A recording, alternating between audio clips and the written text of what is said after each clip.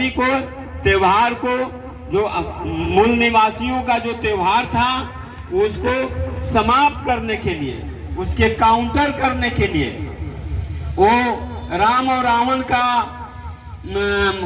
काल्पनिक कहानी जोड़कर इसका दशहरा नाम देते हैं, दशहरा। और आपको ये महिषासुर और दुर्गा नाम के, महिषासुर और दुर्गा के युद्ध को उसी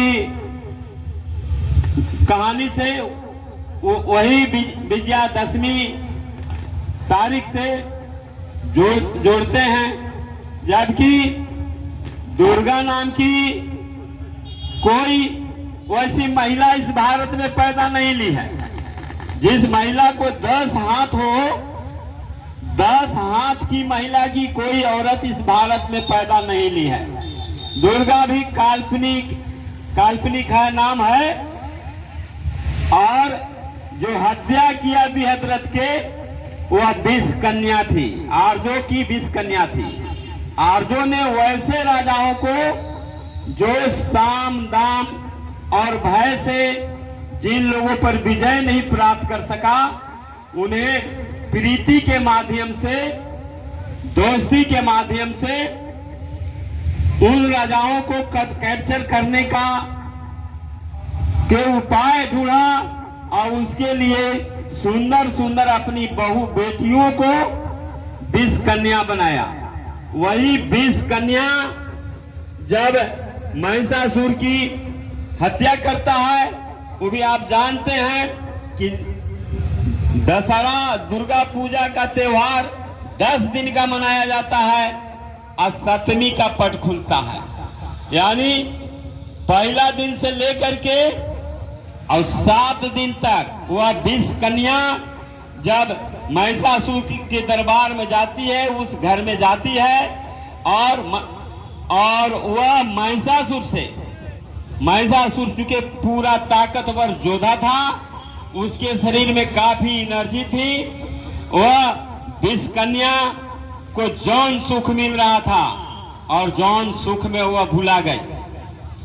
7वीं तक वह भुला गई, उसे याद ही न रहा कि हम यहाँ हत्या करने आए हैं। लेकिन 7वीं के बाद पुनः उसे रिचार्ज किया जाता है और जो लोग उसे बुलाकर पुनः उसको याद कराते हैं कि तुमको महिषासुर की हत्या के लिए हम भेजे हैं और तुम जाकर वहां सुख में भूल गई है। तो 7वीं से वह प्रयास करती है, इसलिए 7वीं से ही पूजा होती है। और 9वीं के रात में वह महिषासुर की हत्या कर देती है। अगले दिन 10वीं के उन लोग खुशी मनाते हैं, उसको त्योहार का रूप देते हैं। त्योहार माने तुम्हारा हार हो गया, तुम्हारा हार हो गया, हमारा जीत हो गया। तो महिषासुर से भी उसको जोड़ देते हैं। अब कुल मिलाकर के कहना यही है कि जब इस देश में शुरुआत से ही, जब मोहनजोदड़ो और हड़प्पा की संस्कृति से ही, सिंधु घाटी की सभ्यता से ही हमारी सत्ता थी, हमारे पूर्वजों ने इस देश को सींचा है।